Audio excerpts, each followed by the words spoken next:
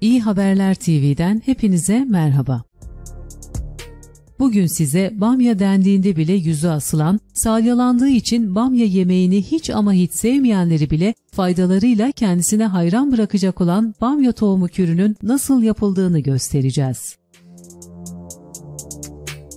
Eğer sizin de son zamanlarda karşınıza sık sık bu tohum çıkıyorsa ve bamya tohumu ne işe yarar ki diye düşünüyorsanız, o zaman buyurun videomuza geçelim ama önce hatırlatmamızı yapalım.